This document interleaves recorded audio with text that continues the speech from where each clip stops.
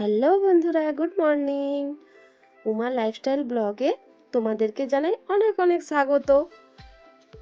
আর এই ব্লগটা শুরু করেছি শুক্রবার দিন সকাল 10টা থেকে। তো আমি বাসি রুটি, কালকের তিনটে বাসি রুটি আছে। তো ভাবলাম তাহলে রুটিগুলো নষ্ট কেন করব। তো ডিম আছে ফ্রিজে, তো ডিম দিয়ে আর রুটিগুলো দিয়ে তো ডিম রুটি বানিয়ে ফেলি। খেতেও ভালো লাগে, আর আমার ছেলে এই রুটিটা খেতে ভালোবাসবে, আর রুটিটাও নষ্ট হলো না, আর খাওয়া হয়ে গেল। তো সকালের ব্রেকফাস্ট আমি ডিম রুটি বানাবো। তোমরা সঙ্গে থাকো আর দেখতে থাকো। তো আমার ভিডিওগুলো যদি তোমাদের ভালো লেগে থাকে তো অবশ্যই চ্যানেলটি সাবস্ক্রাইব করে দিও, আর ভিডিওটি একটা লাইক আর একটা কমেন্টস করে দিও। তাহলে তোমাদের লাইক কমেন্টস পেয়ে আমার ভিডিও বানানোর এনার্জি আরও বেশি বেড়ে যাবে। কেমন? তো তোমরা ভিডিওটা দেখতে থাকো। তো আমি ডিম রুটি বানানোর জন্য এবারে ডিম রেডি করে দিয়েছি, পেঁয়াজ কেটে নিয়েছি, তারপরে ডিমটা রেডি করব। তো ডিমটা একটু ফাটিয়ে ফেললাম, দিয়ে এবারে তাওয়ায় দিয়ে দেব। তাওয়াও ধরিয়ে দিয়েছি এদিকে, আর তেল দিয়ে দিলাম। তো দুটো রুটি কীরকম বানাচ্ছি দেখো। একটা রুটি প্রথমে বানিয়েছি এইভাবে, এটা বাবুর জন্য। তো এক পাশটা কিছুটা ভাজার পর আমি নামিয়ে দিলাম। তো একটা ডিমই অর্ধেক দিয়েছিলাম ওই রুটিতে, আর অর্ধেকটা ডিম এই রুটিতে দেবো, একটা ডিমই। ঠিক আছে? তো আর একটা রুটি এর মধ্যে দিয়ে দেবো, দিয়ে এই রুটিটাও ভালো করে ভেজে নেব। ঠিক আছে? তো দুটো রুটি ভাজা, এইটাও ভাজা হয়ে গেলো, ওটাও ভাজা গেলো, লাস্টে দুটো একসাথে দিয়ে দিলাম, দেখছো? দিয়ে এটা ভালো করে মচমচা করে ভাজতে হবে।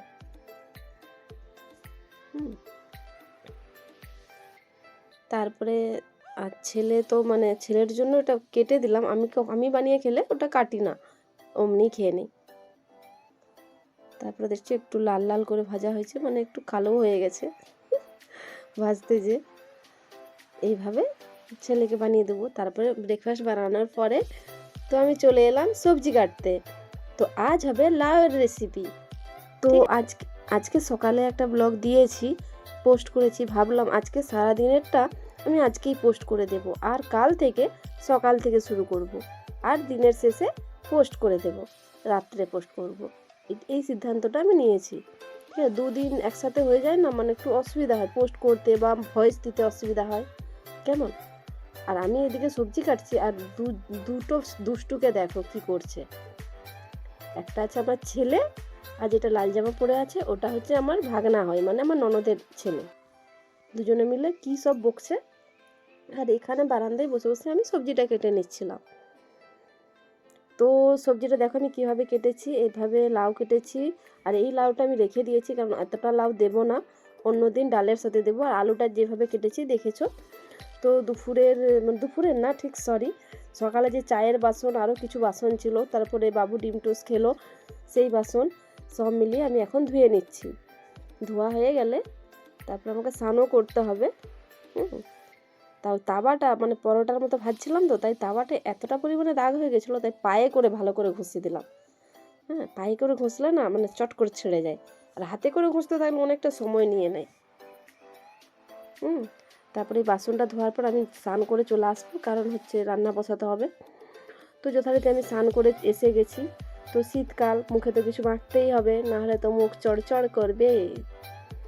তো তারপরে দেখো আমি নিজেকে একটু রেডি করে নিয়ে রান্নার কাজে লেগে পড়তে হবে। সব কিছুই তাড়াতাড়ি করতে হয়, শীতকালে বড্ড দেরি হয়ে যায়। এদিকে দেখো আমার ভাত ফুটছে, আর ওই লাউ রান্নার জন্য আদা, রসুন আর শুকনো লঙ্কা আমি বেটে নিচ্ছি প্রথমে।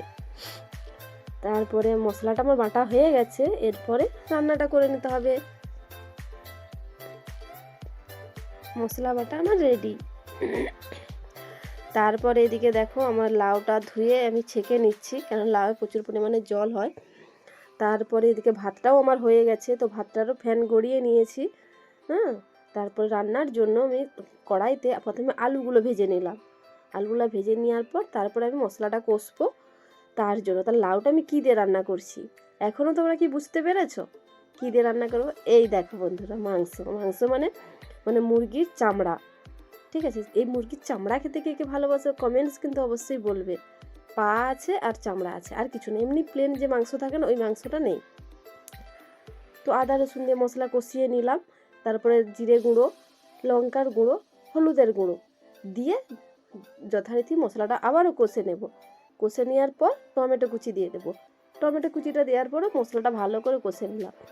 কষার পর ওই চামড়া মানে মুরগির ওটা ধুয়ে মশলাতে দিয়ে দেবো। তারপরে এটা ভালো করে কষতে হবে। এটা যেন এমন কষতে হবে যেন এটা খাওয়া যায়, এরকম কষে নিতে হবে পুরোপুরি। তারপরে লাউটা দিব।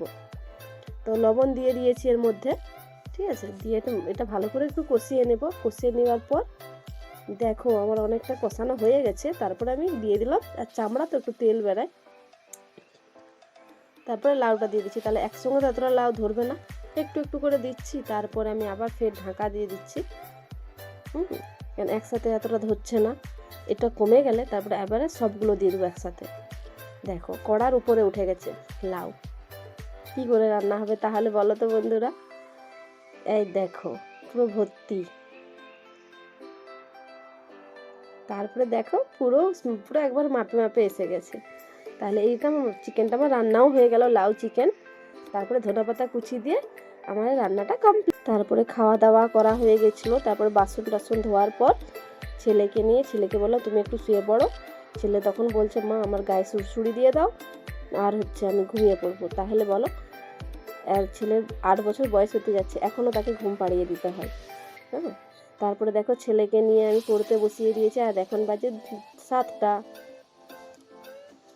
তারপরে বন্ধুরা ছেলেকে পড়ানোর পরে রাত্রি এখন 8টা বাজে।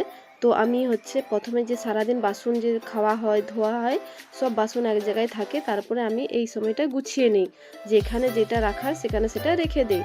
তারপরে এবারে গোছানোর পরে আমি খাবার বানাবো।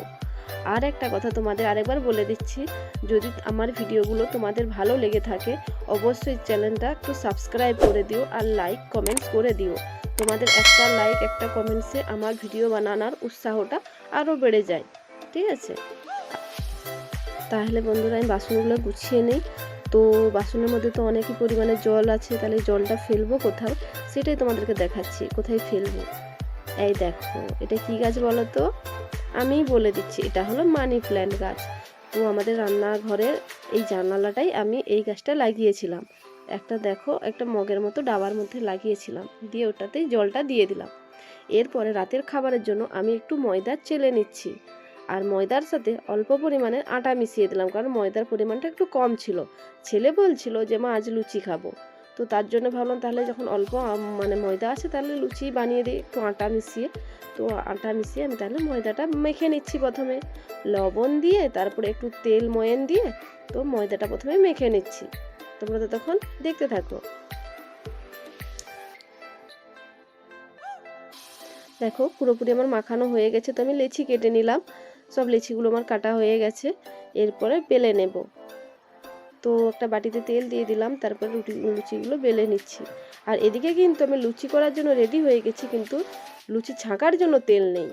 তাহলে আমাদের ওকে ফোন করে বলেছি ও আসছে বাড়ি, তো ভুসিমাল দোকান থেকে কিছু সামান আছে নেই বাড়িতে, সেইগুলো আনছে। কিন্তু আমি এদিকে দেখো আমি লেচি কাটতে লেগে গেছি, আর বেলতে লেগে গেছি, ঠিক আছে। এতটা বেলা হয়েছে, তারপরে তারই মধ্যে ও এসে গেছে।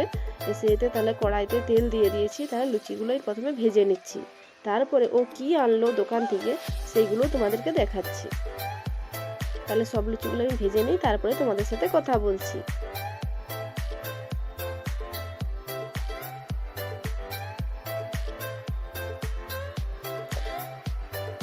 আর এই দেখো বন্ধুরা আমার কিন্তু সব লুচিগুলো ভাজা হয়ে গেছে। আর এই যে দেখো লুচির সাথে সেই দুপুরে লাউ তরকারি রান্না করেছিলাম না, সেই তরকারিটা এতটাখানি বেঁচে গেছে, তাহলে সেটা দিয়ে রান্না খেয়ে নেব। আর কোনো রান্না করিনি। আর এটা গরম করতে বসিয়ে দিয়েছি। হ্যাঁ, আর ওইদিকে মিষ্টিটা, 2টো মিষ্টি রাখা ছিল ফ্রিজে, তো ওইটা দিয়ে খাওয়া হয়ে যাবে। আর তারপরে দেখো কি কি সামান এনেছে দোকান থেকে, সেগুলোই তোমাদেরকে দেখাচ্ছি। আর এটা হলো সরষের তেল, লবণ, আর এটা হলো নিরমা বাটি সাবান, যেটা বোতল সাবান বলে, আর গায়ে মাখা সাবান।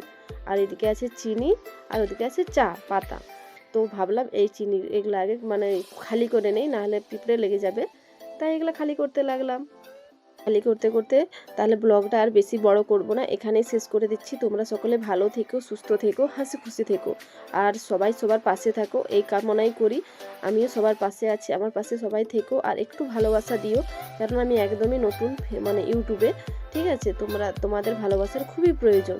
তার জন্য দরকার একটু চ্যানেলটা সাবস্ক্রাইব করে আমার পাশে থেকো, ঠিক আছে?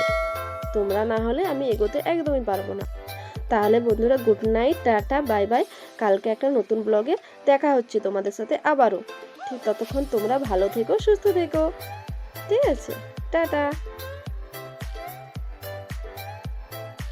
অবশ্যই কিন্তু সাবস্ক্রাইব করতে ভুলো না বন্ধুরা, প্লিজ প্লিজ প্লিজ। ভালো লাগলেও করবে আর না লাগলেও করবে, এইটুকু রিকোয়েস্ট।